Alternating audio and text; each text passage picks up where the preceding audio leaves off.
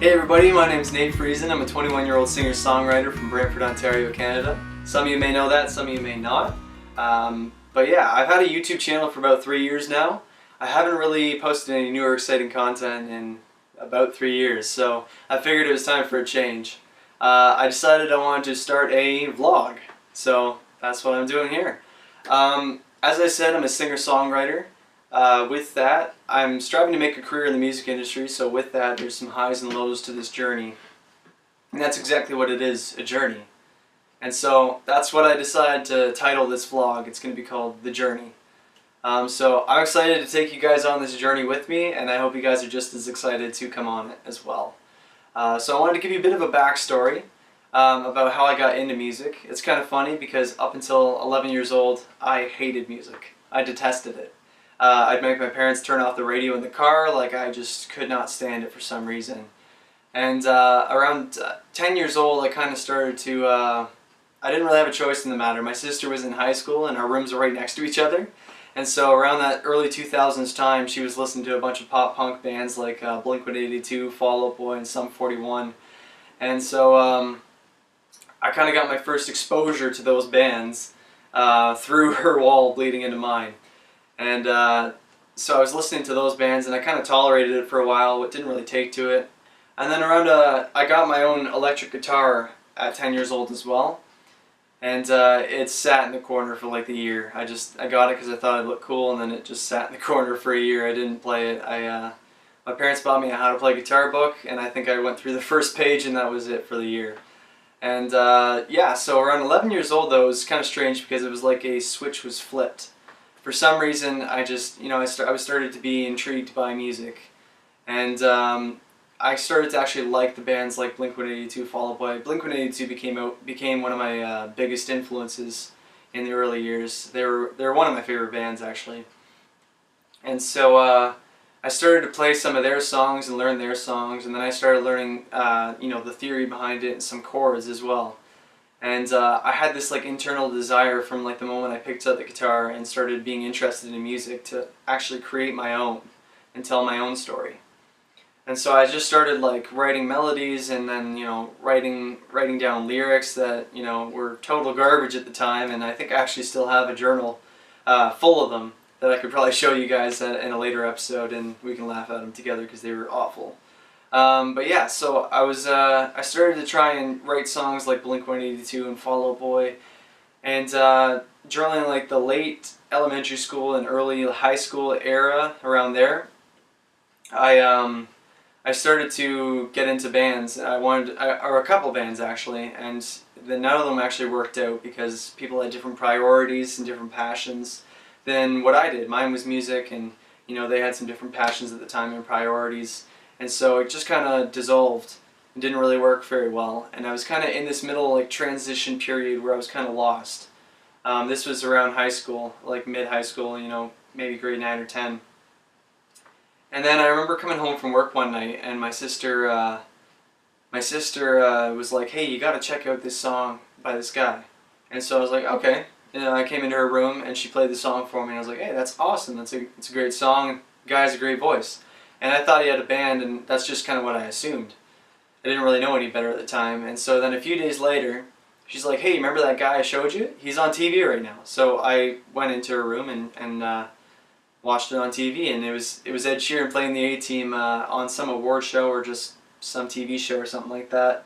And I just looked at him, and it was just a guy, his voice, an acoustic guitar, and he was captivating the audience with his story and his song. And I was like, there's something different about this compared to, pop punk and pop rock.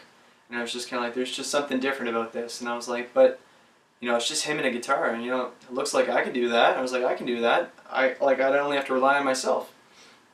And so my dad had an acoustic guitar at the time. It was an old Yamaha. And I said, "Hey, Dad, hey, can I borrow your guitar?" And he's like, "Absolutely." So for about a year, I used his guitar, when I was first learning how to play acoustic. And I eventually bought my own a year later when I had saved up money. But so I started to learn on his guitar how to play acoustic guitar and started trying to write songs like Ed Sheeran.